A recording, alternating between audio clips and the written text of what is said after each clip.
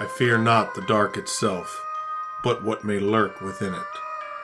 Welcome to Lurk, bringing you creepy, strange, and bone-chilling stories, with your hosts, Tim Harrison and Jamie Jackson.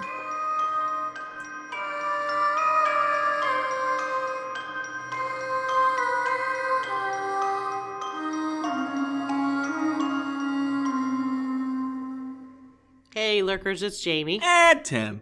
So, Jamie, Yes. what are we talking about? Today we are going to discuss the West Virginia State Penitentiary. You mean this creepy castle-looking thing? That is what I'm talking about. That's creepy. It is very creepy. That doesn't even look real. It's real. I've been in it. It looks like something you see off a horror movie. You know what I mean? Like lightning in the background. Like, don't come here. People lived in there? Well, inmates did. It was a prison. So this is real. Yes. Hey, I gotta ask. What? Would you live there? No. I'm not a prisoner. You mean this... I'm gonna be a real estate person here for a second. This lavish, luscious place right here, you wouldn't want to live there. It has like 60 bathrooms, 30,000 murders. Don't worry about it. Yeah, no, I wouldn't want to live there. I didn't even sleep in it. You can sleep in this? Well, when we went there, they had overnight ghost tour things, ghost hunts, and Kelly and I stayed in the prison, and you could sleep in the one area. You were allowed to bring like sleeping bags and stuff if you needed to sleep, and we didn't bring any sleeping bags, but we like dozed off on the short concrete wall outside in the recreation yard because it was too creepy inside to... Yes, this is something serious. Yeah. So we're covering the West Virginia State Penitentiary today. And so, Jamie, go ahead and give me some background on this place, please. So it's located in the town of Moundsville, West Virginia, and a lot of times, myself included, people refer to it as Moundsville State Penitentiary because that's the name of the town. Yeah, fair enough. So most of the time I call it Moundsville. It was constructed in the Gothic style, and it resembles a castle. It has turrets and battlements. It was actually designed based on Joliet Prison in, I think, Illinois. But this is a smaller scale. It's not as big as Joliet. There's a bigger one in this? Yeah. Wow. Probably also haunted, but... the stone walls are 5 feet thick at the base and taper to 2.5 feet thick at the top. So it's massive. And I think the walls actually go down into the ground to prevent tunneling. That's crazy. Yeah. So construction started in 1867, and it was completed in 1876. So... a little history. West Virginia was not always a state. It seceded from Virginia right. I think it was right after the Civil War. And they needed, of course, a place to house prisoners. So they ended up building it in Moundsville, which it's kind of the northwestern part of the state. It's not too far from Wheeling, West Virginia. And it's not really a central location, which you might think it would be more centrally located. That's because Wheeling, West Virginia at the time was the capital. Okay. So that's why it's located where it is. Now, what kind of people went here? Like, are we talking like your petty thefts? Are we talking like murderers and things like that? Bad people were here. So bad. I mean, you had like a wide array of people, but there were some seriously messed up people here. The prison, it started out that at one point it was a pretty decent prison. Education was a big deal. Educating the inmates was a big deal, but it didn't stay that way. The conditions worsened, and it ended up being ranked in the United States Department of Justice's top 10 most violent correctional facilities. That's a good top 10 to be in. Yeah. And one infamous location that will be mentioned is the Sugar Shack, which was the kind of indoor recreation area, and it was known for gambling, fighting, and other activities. And I am going to say, because we forgot to say this in the beginning, this might be an episode you don't want your children to listen to. We're going to talk about murders. We're going to talk about prison life a little bit, not bad. I would suggest listening to it first before you let your younger kids, I'd say under 14, listen to this, depending on your parenting style. I just want to throw that in there before we get into the nitty-gritty. That's fair. It might be a little bit too much for, especially, I would not let younger children listen to this at all. I would not. Do what your heart desires. Well, Yes. we're just giving you a warning. Yeah. So the Sugar Shack, what I was going to say, it was known for gambling, fighting, and raping, which was the other one. Let's say, no raping took place here? Yeah, no, it did. And You said that a little too, confidently. No, it did. Made me a little nervous there, did. Jamie. In 1929, it was decided to double the size. They ended up housing 3 men in a 5x7 cell. That's 5 by 7 feet. And 2 men would be in the bunks. There were two bunks, so 1 in each bunk, and then a man on the floor on a mattress in a 5 foot by 7 foot cell. Sounds reasonable. Yeah. So between 1899 and 1959, they did execute people at this prison. There were 94 men executed.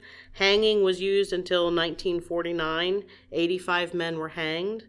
The public was allowed to attend until June 19th, 1931. It's like random people can go watch this happen? They could go, the public could go watch the hanging.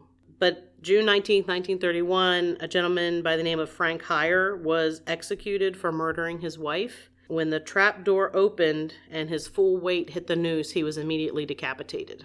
Dang. Yeah.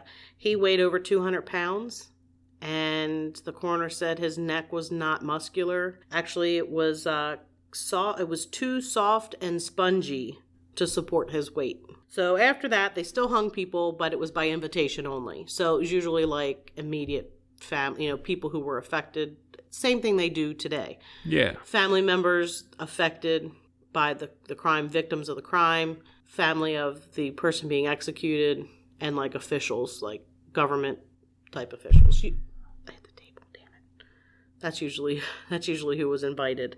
So that's pretty nasty. Yeah. He called his neck soft and spongy. Soft and spongy. Yep. I've got like 3 different piles of notes going. Yeah, you got a lot of notes. So I'm going to apologize if I kind of seem to be skipping around a little bit. There's just a lot. There's a lot here with this place. I think they can forgive you. I think they better. 1951, electrocution became the method of execution, and they had an electric chair that was referred to as Old Sparky. What? Yeah, and it was built by an inmate named Paul Glenn. 9 people were electrocuted before the state prohibited capital punishment in 1965. An inmate built it? Yes, Paul Glenn. Yep, an inmate built it. And it's Old Sparky is still there on display in the kind of museum area at the penitentiary. You can see it. Oh, yeah, wait till you get to, just wait. I don't like that. So there's all kinds of different numbers here, and I'm going to apologize now because I know they may not be 100% accurate because there's different numbers, different places you go. But about 998 inmates died at the prison. 36 were homicides, so they were killed by other inmates. Yeah. In 1995, the prison was closed permanently because the 5x7 cells were considered cruel and unusual punishment. So they shut the prison down. You have 3 people in a 5x7 cell. So they still had 3 staying there? I'm not sure when they shut it down if they did, but it was just the prison was considered cruel and unusual punishment. There were a lot of problems over the years between infectious diseases being spread easily, rats and whatnot, the quality of food. There were a couple of riots here. A lot of them had to do with food quality and quality of life there in the prison, and they did end up getting changes because of it. But there were riots, there were escapes, just your typical prison stuff, I guess. I don't know. I've never been to prison. I don't ever want to go. You never been to prison, Jamie? No. Huh. Just this one. Just this one? Only after it was closed. Willingly. There weren't any live inmates there, so. Man, I set up a good joke for you and you kind of just let it go. I did. One prisoner, pretty infamous, in around 1938 or 39. I'm not sure exactly what year, but it was right around there. Charles Manson's mother was incarcerated in Moundsville. She committed armed robbery with her brother and was in prison here. And I think Manson was I'm trying to think when he was born. I think he was born in 31. So he was around 7.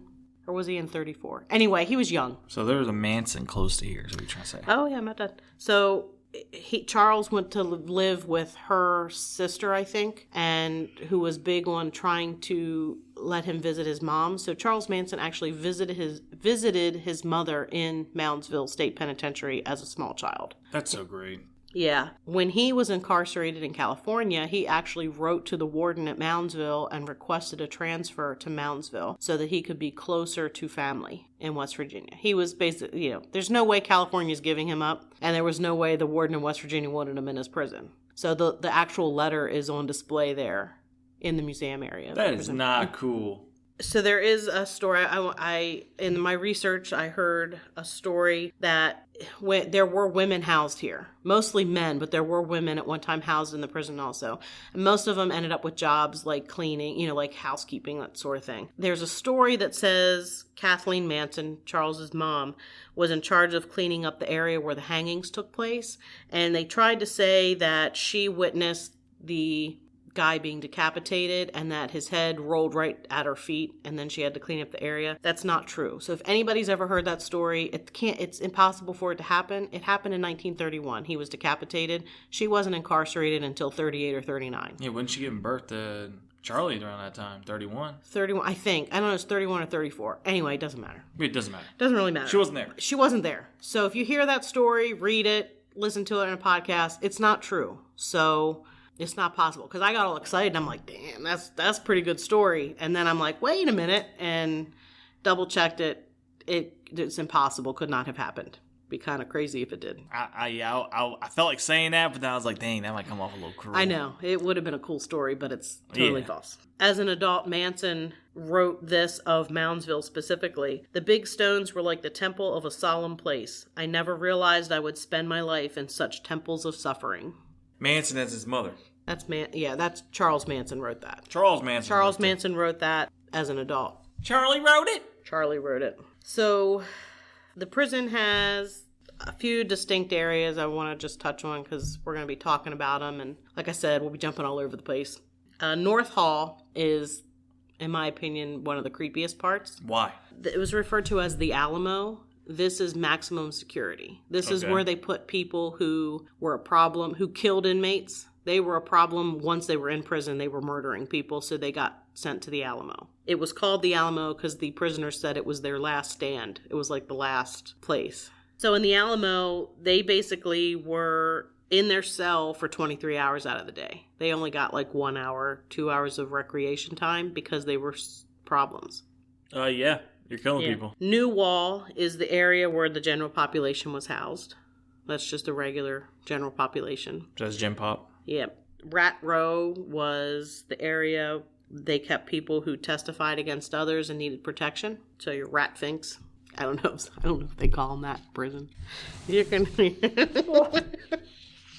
You said rat face? Rat fink. Honor Hall. That's where they housed the trustees they had earned extra privileges, which usually meant like decreased security, that sort of thing. There's the chapel area. There's a psychiatric ward. The Sugar Shack, as we mentioned, which notorious for crappy behavior. So basically you're saying the recreational area was called Sugar... It was called the Sugar Shack. And basically that's where they went. Like if the weather was bad and you couldn't be outside, you kind of went in there. But that they gambled. They raped. They just rape people out in the open? I would imagine they did whatever they wanted for the most part. Where are the guards? I don't know. I mean, there were times when some of these people weren't really watched super closely, it seemed. It seems like the guards are kind of not even up to par. Yeah, I don't know. I don't want to diss the guards, but I mean, you're talking criminals. They're not really... Some of them are pretty serious criminals, so they're going to do what they want regardless. Mm-hmm. They don't care. I mean, they're in prison. What are they going to do? That's fair. They live there. They're already there. Most of them aren't leaving. So what are they going to do about it? Send them to prison? They're already there. Some of them are already in the Alamo. They're already in maximum security. So what are they going to do about it? Wait, these Alamo people even got out?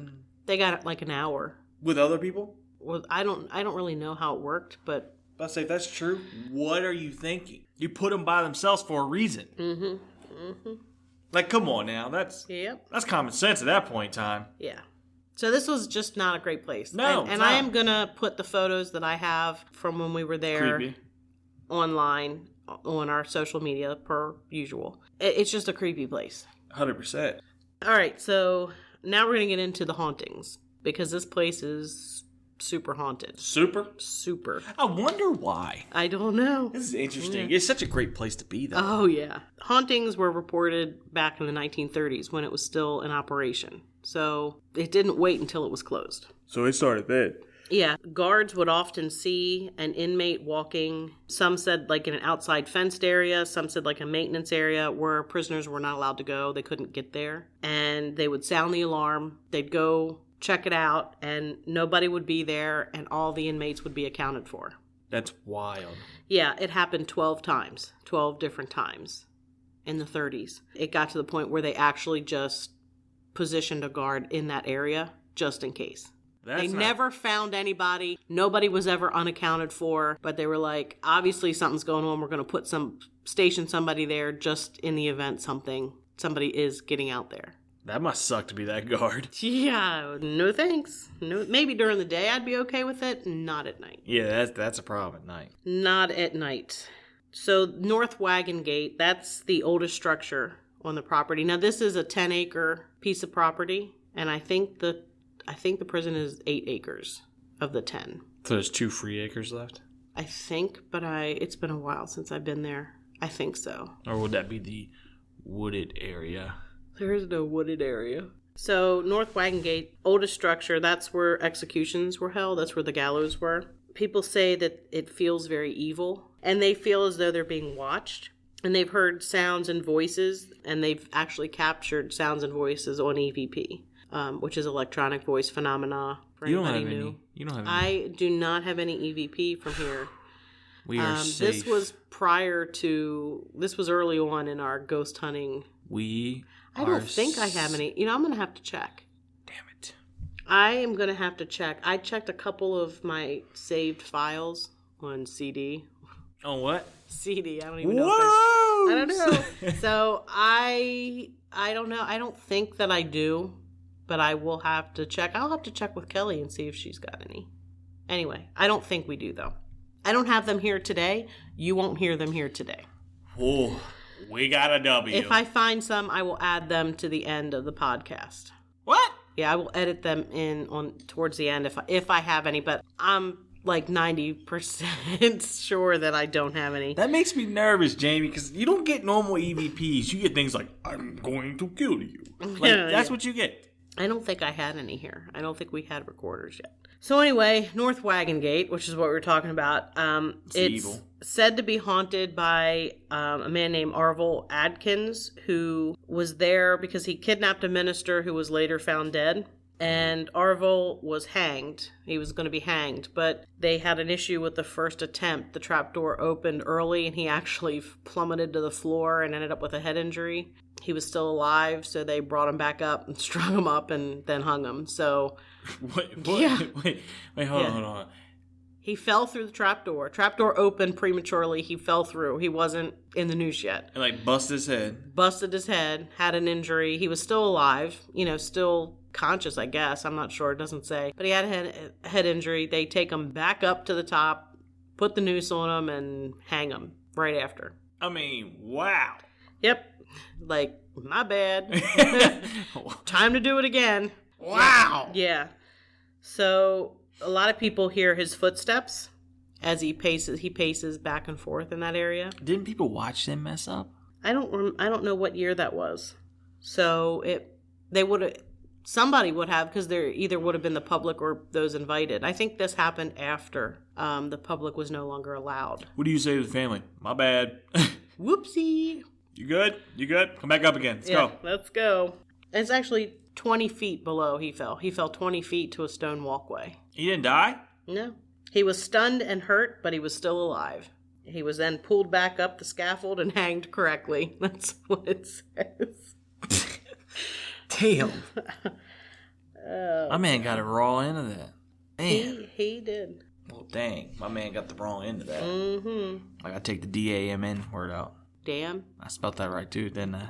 Yeah. Yes, damn is appropriate. I don't worry about damn. So, in some of my research, somebody was talking about this isn't a spooky story. It's just as an inmate referred to as John, who pretended to be a devil worshiper to be safe from other inmates because they prison is not fun. And so to be safe, he pretended to be a devil worshiper. He'd pretend to chant and stuff. And the guards and the prisoners ended up being afraid of him.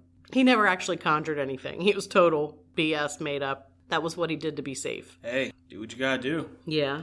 So Another area that's known to be pretty haunted, it's referred to as the Hole. The what? The Hole. Why is it called the Hole? Because it was solitary confinement. Okay. When you go down there, people have reported feeling cold spots and have felt somebody touching their back. And they've heard screams. Apparently, if you went down there, you kind of went crazy. Do you not get like light or anything? You just like No, live in the dark? I think it's just dark down there. Not a good experience. You went down there? Mm-hmm. You good? So that, it's pretty creepy, but that's one of the hot spots.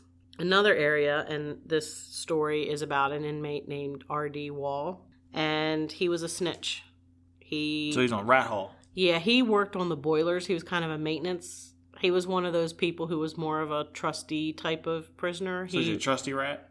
Yeah, he's a trusted rat, yes. He ratted on other inmates, and he went down to the boiler where the boilers were kept, and he was actually supposedly on the toilet, and 3 other inmates jumped him and started stabbing him with shivs, which for anybody not familiar with prison terms, a shiv is any kind of makeshift weapon, like a knife. Like they'll sharpen the end of a toothbrush to make it pointed, or anything, spoon, anything they can get that they can turn into a weapon. That's what a shiv is. My man was on the pot. He was on the pot. They jumped him, and they cut him up so much that they actually cut him into pieces. So they actually cut him to pieces with these dull shivs. In the area where they killed him, his ghost is seen wandering that area.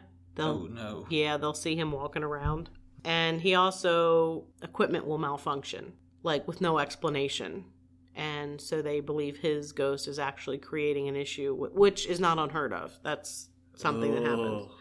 Yeah. So I may not even get a chance to take one last good one. No. I mean, I've been in that area. Is it weird? The whole place is creepy. I mean, kind of trying to save my stories for a little bit late, for towards the end, which is what I typically do. The whole place is just, it's heavy. Like the atmosphere there inside the prison is just, it's super heavy. It's evil. I mean, you can feel it. It's just like a pressure on you? Yeah. It's weird, but it's not comfortable. Okay. Not at all. So the Alamo, there were 2 significant murders that happened there. And of course, these people are already in the Alamo because they've already probably killed people or did something equally awful. It's just clarification, Alamo is solitary confinement. No, Alamo is not solitary. Alamo is maximum security. That's where people were put when they had done things in the prison. Now, you know what I'm asking, were they in a cell by themselves, or were they still stuck with the 3? There was at least, I think, 2 per cell, at least, because you had 2 bunks. But there was one man, he was a biker named Danny, and he was stabbed in the eye and died. The other one, the other one was William, or Red, he was known as Red Snyder. He was convicted of murder. Some people said that he murdered his parents and cut them up, but I think I saw a newspaper account that he murdered his father and like a family friend or something. Didn't say he cut them up. So some of that may be, some of these stories people have added to make them scarier. I don't know why you need to make it any scarier. I mean, he's a murderer. He killed somebody. At least his father and one other person. He was attacked in front of his cell, stabbed 37 times. And then they threw him over the railing. And the Alamo, it's not just one ground floor of cells. There are three or four rows stacked. So there's floors. There's like different tiers in the Alamo. So it was like 36 feet off the floor. So they threw him like from the top, threw him down. And there was somebody who said that his head kind of burst. Yeah, when he hit the ground. Pretty nasty. Yeah. Wow. Yeah, so in his cell, you hear cell doors banging in that area. Photo anomalies and uncomfortable feelings. His cell is known to be pretty haunted. People being touched, hair pulling, that sort of thing. Man. Yeah. Yeah, and Red Snyder, he also appears to wander the hall. Like just walking around? Yeah, they've seen him walking around. Now, is he on the... Red Snyder's the one that was stabbed and thrown off. He was the one that stabbed and thrown off, though. Now, does he walk just on that banner he was thrown off and the floor where he landed, or does he walk around? It didn't say, just that they see him walking around. Man. So there's also a shadow man that is seen throughout the prison. He's been photographed. I'm going to show you a photo. You got a photo of him? It's not my photo. It was taken by another paranormal investigator, but here is the photo. Oh, snap! And I will put this on social media. Yo! Yeah. He is seen throughout. Oh my goodness gracious! That looks like a dude standing there. It does, but it's not. Oh! Yeah, so he is seen throughout the prison. There's not any one place that he is known for. People tend to, evil. He's got like an evil presence. He's not your friend. Yeah, and that kind of how the gist goes with Shadow. No, I'm going to say there's different shadow people. We have to do a thing on shadow people. That's awesome. I think we should. But that is very, very scary. Yeah. So he's seen around the place. The circular gate that was used to admit prisoners, that was like a circle, so nobody could run out while somebody's coming in. It moves on its own. What? Yeah, it's been seen, and it's heavy iron gate. Do you hear it clanking when it moves? Like, it does make some noise because I think I went through it. Ooh. I'm pretty sure I went through that. But yeah, it's been seen moving. In the 1980s, inmates said they had run-ins with ghosts. One inmate was new. He'd just come to prison. He was kind of young. He started screaming that he saw a man hanging from a noose in his cell. He flipped out. And then it turned out several years prior, in 1975, Eddie Fielders was an inmate that he hung himself with a noose made of sheets tied to the top of his cell door. And Eddie Fielders was in and out of prison, convicted of murdering 2 people. He escaped. He was escaped and was caught 4 separate times from the prison. He later stabbed an inmate in a psychiatric unit, and that's how he ended up on the Alamo. And he ended up hanging himself, and so this other inmate screaming because he sees somebody hanging, and it's the same cell. Yo! Yeah. Jamie! Yeah. And then guards in the Alamo, they say that they've seen things like shadow people walking that disappear, and there was one in particular, and it may be the shadow man, that's what they refer to him, that's known. They see him out of the corner of their eye, and then they disappear, which is common with shadow people. In the psych ward, which is on the 2nd floor, people tend to say that it's hard to breathe. They can't get a breath in, and it's like something's on their pressing on their chest. Mm-hmm. They hear howling wind through the prison, but there's no wind. There's nothing open to produce a wind, but they'll hear the sound of what sounds like howling wind. Man. And I'm going to save that one for a minute. The Egyptian room. I'll save that. What? Yeah. It's because of there are murals. There's graffiti everywhere, murals like all this? over it. Yeah. This is the Sugar Shack. That looks, no offense, I'll be honest, that just looks like it's destined to do some fudged up stuff. Yeah. It's not... The name makes it seem like it's a nice place to be. It's not a nice place to be. Typically, if you gotta make the name sound nice, it's not a nice place. Yeah, the Sugar Shack, most of what's seen there are, it's mostly hearing. They hear people arguing, whispering, talking, laughing. Nobody else is there. Ugh.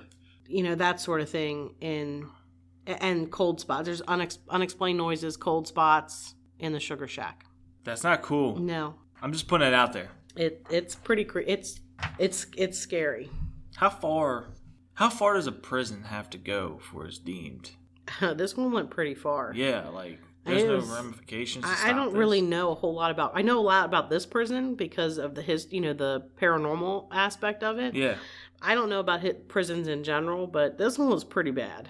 I mean, it was on the top 10 of the most violent prisons. I mean, top 10. And that's the crazy part too. It's like, I don't know.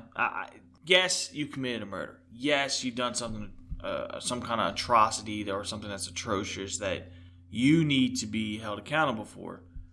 But, I mean, sounds like death was better than this place. Yeah. Wow.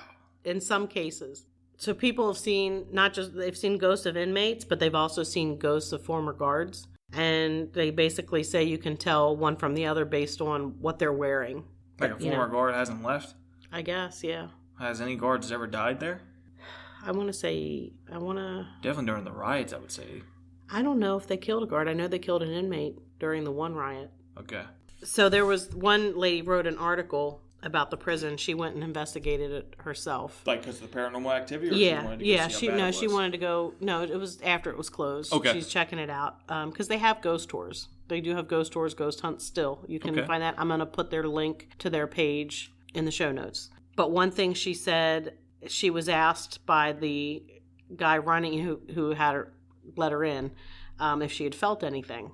And she said, I told him I'd felt the oppressive paranormal of the place and the unshakable feeling of being watched. She said that relentless feeling of being pursued had finally been more than I could take. So I can attest to all of that. So she's a female, correct? Mm-hmm. And there were females at some point in time here for a short probably period of time. You're got a lot of men, probably haven't seen a woman in years. Mm-hmm. So yeah, that sounds about right. Sounds about, I feel bad for women when they walk in here. I feel bad for you when you went in there. It is oppressive. It's thick. I've you never can cut it been. With a knife, kind of. Yeah, I mean, it's kind of a cliche, but it feels heavy when you're in there. And I don't, at first I thought it was just because of knowing it was a prison and knowing it's you're doing it yourself. But too many people have had the same experience, feel the same way. Okay. That's why you could spend the night. We were there overnight, and you could sleep in the one room that you were, the gathering area. Okay. I think it was the cafeteria. It was the old cafeteria or visitation room. We didn't bring anything to sleep on because we had no intentions of sleeping, but we got tired. We actually dozed on the outside wall. One of us would stay awake and the other one, kind of kept watch. We just kind of dozed out there for a little bit. My experiences here, we went, it's strange. You pull up to the penitentiary and there are houses around it. What? It's in a neighborhood. Like, you're driving through the neighborhood to get there. All right. No. Yeah. No. Yep. And it's important to note, across the street is an Indian burial mound. And which the mound builders predate Native Americans as we know it. So we're talking like old. There's also speculation that there were mounds on the property where the prison was built, but that there was a lot of dirt moved when they built the prison. And you're talking 1800s, and that they just took them away. So that's one thing about the prison. I don't know if that's true. It's speculation. I would imagine usually the mounds that I've been to, there's more than one mound, so it would not surprise me at all to learn that that's what happened. So now I have to ask, did the surrounding houses ever report any paranormal activity? Because I don't know. You're literally stuck between two paranormal, legit hot spots. I have no idea. I'm not sure.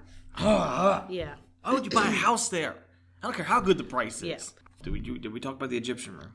No, that's part of my experience. Okay. So I'll talk about that next. So when we went, it was in September, and they have a big haunted house every year as a fundraiser. And so a portion of the prison is used for the haunted house. So we were not, during this time, allowed to go in that area it was off limits. That included where the electric chair was, the Egyptian room. Old Sparky. That area was off limits to us. So they had tours going on, but they were crowded. They had tours starting every so often for the people there, so you could learn the different areas of the prison. We were like, well, they're too crowded. So we did our own thing, and finally we wanted to kind of go on a tour, and one of the maintenance guys that worked there were like, he was giving tours, and we're like, we didn't get to go on a tour. Are there any more tours starting? He says, well, I can take you. There were two of us, Kelly and myself. So we're like, okay. Setting up for a great story here, Jamie. So he's taking us on a tour of all the bases, but he goes, well, let's go to this side. And we're like, well, this area is off limits. He says, right, but it's just, it's a small group, so I'm going to take you through here. So that was super scary. We're walking. I'm sure he's a very nice person. He did not do anything, but all I kept thinking is, we're two women with somebody we don't know walking in this creepy-ass prison, and we're in an area that's off limits, so nobody's going to know that we're here. Like, we're not supposed to be here. But then the pool of being somewhere we weren't supposed to be, getting to see it and nobody else in this group, because it was a large group of people. It was like, yeah, but we get to see it. So we went. So your fear got pushed aside to your curiosity. Yeah, I mean, anyway, so we go, and one of the rooms he took us to was the Egyptian room. Now, this is the room where inmates would wait to be executed by the electric chair. I think it's below the electric chair. Anyway, it's right near where the electric chair was. It still smells like burnt flesh. Oh my goodness. Yeah, it is awful. Stomach turning. Yeah, there's no ghost story associated with our experience there, but that it is... I mean, that's how creepy this place is. It still has that distinct smell. And it's called the Egyptian room because there are murals similar, like you find in the, pyramids and everything. Sugar Shack, we got some interesting photos, some orb photos. Orbs are, Telltale signs, something's there. Well, I discount most of them. I'm going to include them on the page. Everybody can take their own opinion, but there's so much activity here. The Sugar Shack is super creepy. So we went down into the one area where the guy was killed on the toilet, the maintenance area, the boiler area. And we were somebody had divining rods, which basically divining rods they look like coat hangers that have been bent into an L shape, and you hold the short end in your hand. Yeah, I think that's the area. You hold the short end in your hand, and they move around and are supposed to pick up on paranormal activity. Okay. So we were actually getting some strange movement on the divining rods. On the rods. Yeah, or the dowsing rods is the other thing they're called. I don't put a whole lot of store in them because I think they're too easy to manipulate. I have some, but I don't use them very often. Okay. A friend of mine uses them quite a bit. I just think they're too easy for me to manipulate on purpose or even not on purpose. Okay. But it was strange. It was strange enough that I ended up buying my own set because it was like, this is a little weird. Because they let us use them, and some of what was going on, it was just too strange. Okay. The place was super creepy. I don't know how better to put it. Yeah. We toured the whole place, and then on our little tour, the guy locked us in a cell. What? And Kelly, I thought it was awful. I mean, here we are in an area we're not supposed to be in. Nobody knows where we are, right? Nobody knows that we're back in the area we're not supposed to be in, so they're not going to think for us to be in there. We're locked in a cell. And it was like, what if he doesn't let us out? But he did. Everything was fine. He took us back. He was great, very nice. He was just doing something very nice just doing something very nice, but, your mind goes there. How can it not? Just note to the audience, she said being locked in the cell is very nice. No, I said the guy is very nice. Yeah, whatever. Sure. The guy was very nice, not being locked in a cell. Sure. And this was in the minimum security. This was like in the Gen Pop. So, but it was quite the experience. I would like to go back to check it out. But we didn't have any real supernatural occurrences, like the oppressive feeling, things like that. It's creepy. It was... Oh, I forgot a really good story. Bring it out. I gotta tell you this. Let's go. It's not it. This is the Alamo. I forgot about this. I don't know how I forgot about this. I kept it in my head. I gotta tell this story. We're in the Alamo, and we're walking along, and I felt it felt like water was dripping from the ceiling, hitting my arm. All right. And, I'm shining my flashlight on my arm. There's nothing on my arm. There's no water on my arm. It's not wet. But it felt like that's what it was. We're shining our lights up looking. There's nothing there. There's no obvious water on the floor. There's no sign of any water. We left there and we were in the cafeteria area, and Kelly's like, there's blood on your leg. And so I wiped just a little bit, not a lot. So I wiped it off. There's no visible cut. There's no scratch. There's no mark on my leg or anywhere at all. No idea where it came from. Later, we were watching a documentary about the prison. This is after our visit. We're watching a documentary, and there's a prison guard telling his experiences of being a guard when it was open. And in the Alamo, the inmates would spit on the guards as they walked to the bottom floor. Like the prisoners on the top tiers would spit on them. They would save up their urine and throw the urine on them. And basically, this is what we experienced. So not only did I experience the water, Kelly had also had the same experience where she felt something wet hit her arm. And we were both looking. There was no water there. There's no pipes. There's no water on the floor. Bone dry. Then we read this experience that guards would have this experience walk in the same area we were, that they would be spit and peed on by inmates. And apparently, in my research, other people have since reported that same phenomena where they feel like water is hitting them. There's no water, and it's in the same stretch. It's in that same area of the Alamo. Oh, no. Yep. So I got ghost peed on. Where did the blood come from, though? I don't know. I have no idea. I don't want to know. It wasn't mine. It wasn't Kelly's. And while there were other people around, we didn't know anybody else. It was just, you paid for yourself, and it was a group of people. No, you could take whoever you wanted, but we didn't know anybody else. So we weren't hanging out really. I mean, a couple areas there were people in there, and we kind of gravitated more towards, if there were some women there, we kind of hung with them. Like down in the maintenance area, it was a group of women with the dowsing rods, so we were hanging with them, checking things out, what was going on there. But we kind of were doing our own thing, so it's not like we were with a lot of people. And it's 8 acres. It's huge. So you could be completely alone, even though there were people there. So that's wild. That was crazy. That was my big story. I can't believe I almost forgot that. I know, that's a big one. I was thinking about the You got ghost peed. I got ghost peed on. You got ghost peed on. That's right. Take this, Jamie. Or spit on, one or the other. I'm gonna go pee. Sure, because that's gross. Yes. Mm-hmm. Yes, and it sounds a little bit more scary. But if you remember, Red Snyder was killed in that section and thrown off the top and hit the ground, and his head exploded. So that's true. Who knows where the blood came from, but it wasn't me. I was not cut. Kelly did not have any cuts. There was no blood on my clothing. It was just, I don't know where it came from. It's crazy that a place like this has that much pent-up energy, but at the same time, it's really not surprising. Well, it's made from limestone, and I looked it up. Limestone actually can conduct electricity, yep. And it's kind of like that. It's called stone tape theory. It's basically a residual haunting, where a place can absorb energy of things that happen around it. Well, not Shadow Dude. No, there are both kinds in this place. Okay, there are both kinds of hauntings. But that's just, I think, stone tape is basically the stones can absorb the energy. Jamie, when we go here, mm-hmm. and Ghost Dude or Shadow Dude or whatever you want to call him pulls up on me, A, I'm going to swing first. It's not going to do any good. Then B, I'm going to realize it ain't doing anything. C, I'm going to scream like a pansy. I'm going to say, Jamie, we got hightailed up out of here. I mean, nobody's been hurt here, so no living people have been hurt here since the prison has closed. Like, no ghosts have killed anybody in this prison. But it is super, super creepy.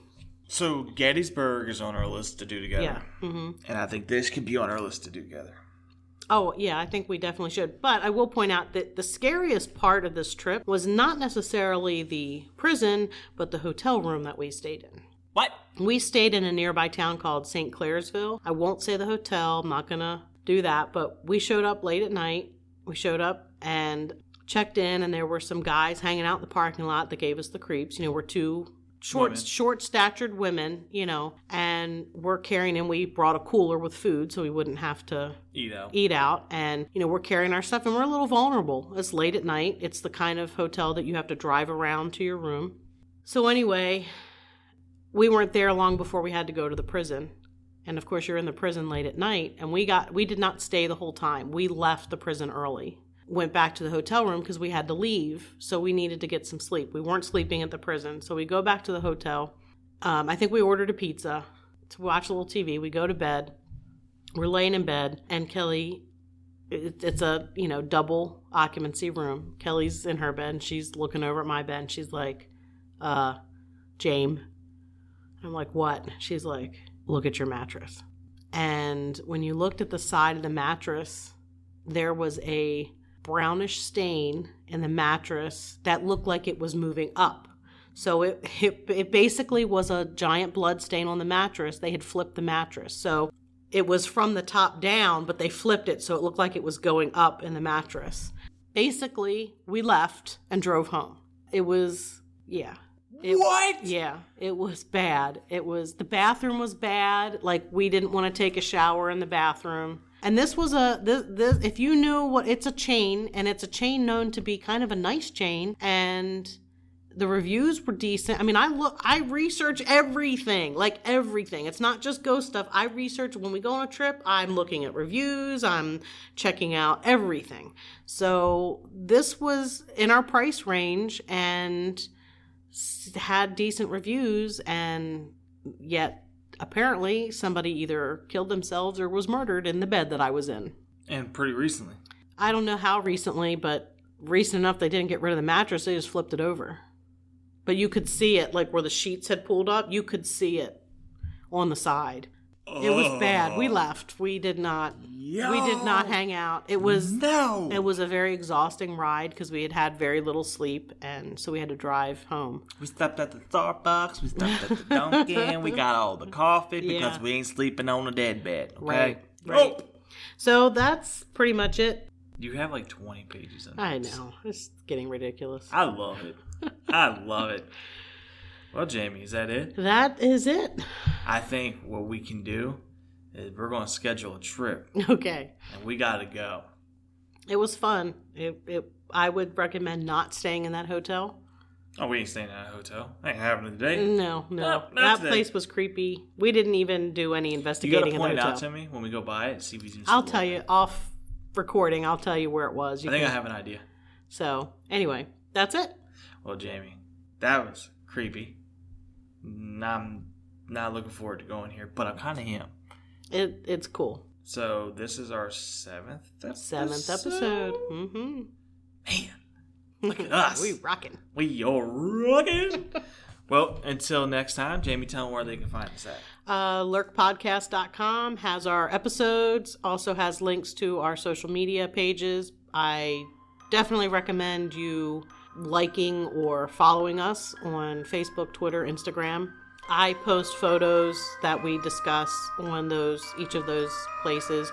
Most of the photos are on Facebook only because I can upload more to that platform. But definitely like us, and please leave a review if you feel so inclined, because that helps us out. And if you have any suggestions for improvements, if you have any places you want us to check out, hit us up. All right, until next time. Keep lurking. Where's the button?